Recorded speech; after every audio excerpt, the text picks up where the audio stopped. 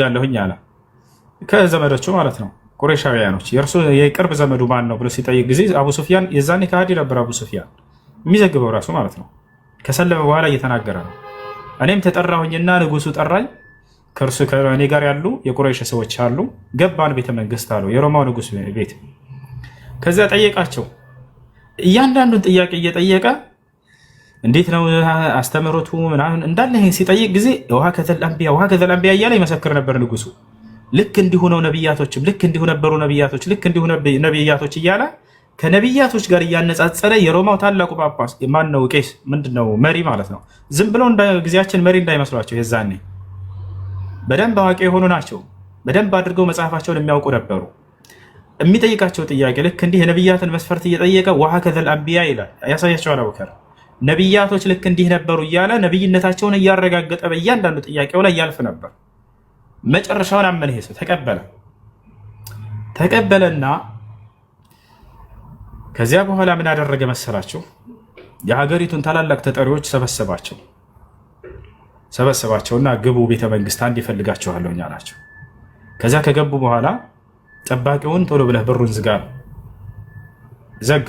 ከዚያ ንጉሱ ሂራቅል ከሀገሪቱ ዋና ተጠሪዎች ራቅ ብሎ ከፍ ብሎ ከላይ ይሆናል። ገብታችኋል? ሁለት ደረጃ አለው እንበል። ለምሳሌ ቤተ መንግስቱ እርሱ ከላይ ብቻውን ሆነ። ለምን እንደሆነ ታውቃላችሁ የሚያደርገው? ምክንያቱም ይሄን እውነት ሊነግራቸው ነው። አንቀበልም ብለው እዚያው እንዳይቦጫጭቁት ራቅ ብሎ ተቀመጠ ሁኔታቸውን ለማየት። እንግዲህ የመጨረሻው ዘመን ነቢይ ተነስተዋል አላቸው። ይህን አረጋግጠናል፣ ራሱ ነው። ብንቀበለው ንግስናችንም ይቀጥልልናል። አንቀበልም ካልን ግን ፈሰየምሊኩ መውዲዕ አልቀደመይን ሃዘይኒ ብሎ ተናገረ። አንቀበልም እምቢ ብንለው እነዚህ ሁለቱ እግሮቹ የተቀመጡበትን ዙፋን ገና ይገዛቸዋል እርሱ። ይታቸዋል አይደል? ምክንያቱም ይሄን የሚያውቁት እነዚህ በምንድን ነው? ሄረቅል አንደኛው ማረጋገጫው ምንድነው? የሚገርማችሁ ሂዱና በጫንቃው ላይ የነብያት መደምደሚያ የምትለዋን ማህተም ተመልከቱልኝ ብሎ ልኳል ወታደሮች። ይህን ታያላችሁ። አለቅነት በጫንቃው ላይ እንደሚደረግለት ያምኑ ነበር እነዚህ ሰዎች። አሁን ያለንባትን ንግስና ቦታ ገና ይቆናጠጣታል ሲል ሲያረጋግጥ ጊዜ ይሄ ሰውዬ ለመንግስቱ ስፋት የሌለው ብቸኛው ነብይ ነው። ገና ያለበትን ሁሉ ይነክስበታል ይሄ ነብይ ብሎ ነገራቸው። እርሱ ያለንበትን ይነክስበታል፣ ያሸንፋል። ያቻል ለዘመኑ ፍጻሜ የለውም። ነብዩ ሰለላሁ ዐለይሂ ወሰለም የነብይነት ዘመናቸው የተገደበ ሳይሆን እስከ ዘመኑ ፍጻሜ ድረስ ነው። ከዛ ይሄንን ይዘው እነርሱ ምን አደረገ? ወታደሮችን ላከ። ሄረቅል ሂዱና በጫንቃው ላይ እሺ ተመልከቱልኝ፣ የነብያት መደምደሚያ የሚለው ማህተም አለ ወይ? አዎ አለ። አረጋገጡ። ሄደው የራሱ ወታደሮች ይሄን ካረጋገጠ ምን ካለ በኋላ እንቀበል ሲላቸው እነዚህ ታላላቅ ተጠሪዎች ጮሁበት። ለዚህ ነው የሰበሰብከን ብለው እንዳለ ጮክ ብለው ወደ በሩ ሊወጡ ሲሉ በሩ ተዘግቷል። ምክንያቱም ዝጋ ብሎታል ያንን ጠባቂው እንዳይወጡ እምቢ ካሉ ማለት ነው። እሺ ተመለሱ አውቄ ነው አላቸው። እምነታችሁን ልፈትን ነበር፣ ጠንካራ መሆናቸውን አሁን አረጋገጥኩኝ፣ ልቀይር አይደለም እምነቴን ትቼዋለሁኝ አለ። አያቸዋል። ስልጣኑን አስበለጠ። ነገር ግን ነብይነታቸውን አረጋግጦ ጨርሰው ነበር። አሁንም ይሄ ሰው ተስፋ አልቆረጠም። ምን አደረገ? በሚቀጥለው ጊዜ ኢብኑ ተይሚያ ታሪኩን አልጀዋብ ሰሒህ ሊመን በደለ ዲን አልመሲህ የሚለው ላይ ይቀጥለዋል። ከዚያ በኋላ ይህ ንጉስ ምን አደረገ? በሀገሪቱ ላይ የሚገኘውን ታላቁን የክርስቲያኖች ጳጳስ ደብዳቤ ላከለት። ወታደሮች ላከና ንጉስ ቤት ትፈለጋለህ በሉት። ላከ፣ ሊመጣ አልቻለም። በአራተኛው ራሱ ንጉሱ ሄደ ወደ ጳጳሱ ሄደና ወደ ጳጳሱ አናገረው። ስለ መጨረሻው ዘመን ነቢይ ስለተነሳው ሰማህ ወይ አለ። አዎ ሰምቻለሁኝ አለ። እና ምን አልክ ሲለው እርሱ ራሱ ቃል የተገባልን የመጨረሻው ዘመን ነቢይ ነው አለ ራሱ ጳጳሱ። ታዲያ ይሄንን ለምን ወጥተህ አትነግራቸውም አለው ንጉሱ ለጳጳሱ። ለምን ከተባለ ከንጉስ ይልቅ ክርስቲያኖች የእምነት አባቶቻቸውን እንደሚሰሙ ያውቃል ንጉሱ። እስካሁንም ድረስ የታወቀ ነው። ክርስቲያኖች ከአብይ አህመድ ይልቅ ማን ነው ትልቁ ጳጳሳቸው? የእምነት አባታቸው ማን ነበር? ስሙን የሚነግረኝ አሁን ላይ ያለው ማለት ነው። ማቲያስ አይደለ? አባ ማቲያስ ናቸው። አባ ማቲያስ። ከአብይና ከአባ ማቲያስ ማን ነው የምትሰማው? አሁን አንተ ለምሳሌ ከንጉሱ በላይ ማለት ነው አቡነ ማቲያስ ነው። ስለዚህ ክርስቲያኖች ምን እንደሚያደርጉ ያውቃል። ከዚያ ጊዜ ጀምሮ ያ ንጉስ ከእርሱ ይልቅ ያንን ጳጳስ ተሰሚነት እንዳለው ያውቃል። የፈለገ ቢሆን ክርስቲያን ከመንግስት እንትን ነው የሚያስበልጡት። የመንግስት ቃል ከሚሰሙና የአባቶቻቸውን ያስቀድማሉ። ይሄን ስለሚያውቅ ቀጥታ የክርስቲያኖች ዋና አባትን ሄዶ ፍለጋ በቤቱ ሄደ። ንጉሥ ራሱ ታላቅ ግዛት ሆኖ ሳለ ሮማ ማለት ነው።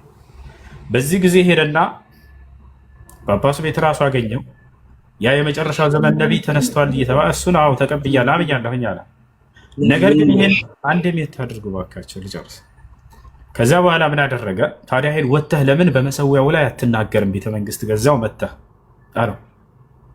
እሺ እናገራለሁኝ አለ። ከዚያ በኋላ እንዳለ ከእርሱ ጋር ያሉ ቀሳውስቶችን እንዳለ ሰባሰባቸው።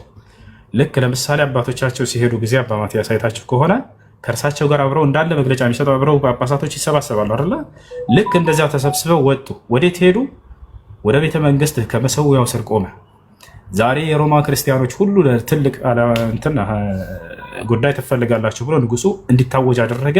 ጥርግ ብሎ ሮማ ላይ የሚገኙ ክርስቲያኖች የዛኔ የሮማ ሀገራቸው ነች፣ የክርስቲያኖች ሀገር ነች። እነሱ ነበሩ አስተዳደሩም ሲተዳደርም የነበረው ህዝቡ እንዳለ። ከዚያ በኋላ ጠራቸው። ከንጉሱ ስር ራሱ ጳጳሱ ቆመ። እንዳለ ከእርሱ ጋር ያሉ ቀሳውስቶች ሁሉ ቆሙ። ቀጥታ ምንድን ነው ያላቸው? እነሆ በነቢያት ቃል የተገባው ያ የመጨረሻው ዘመን ነቢይ መሲሁ ራሱ ያበሰረን ሙሐመድ ተነስቷል አላቸው። ከዚህ ጊዜ ጀምሮ ፈአሽሀዱ አን ላ ኢላሃ ኢለላህ ወአነ ሙሐመድን ረሱሉላህ ከአንዱ ከአላህ በስተቀር በእውነት የሚመለክ ሌላ አምላክ እንደሌለ ሙሐመድም የእርሱ መልእክተኛ እንደሆነ እመሰክራለሁ ብሎ ተናገረ። ፈወሰቡ ዐለይሂ ይላል ኢብን ተይሚያ ሲናገሩ፣ ወዲያውም እንዳለ ክርስቲያኖች ሲሰሙ የነበሩ ወደ እርሱ ላይ ሄደው ወጡበት። ፈመዘቁ ጅስመሁ እንዳለ አካላቱንም ቦጫጨቁት። ወላሂ አባታቸው ገደሉት። የሌለ አድርገው እንዳለ ብጭቅጭቅ አድርገው ገደሉት ይላል። ነገር ግን ያ አካል ሰማዕት ነው የሆነው።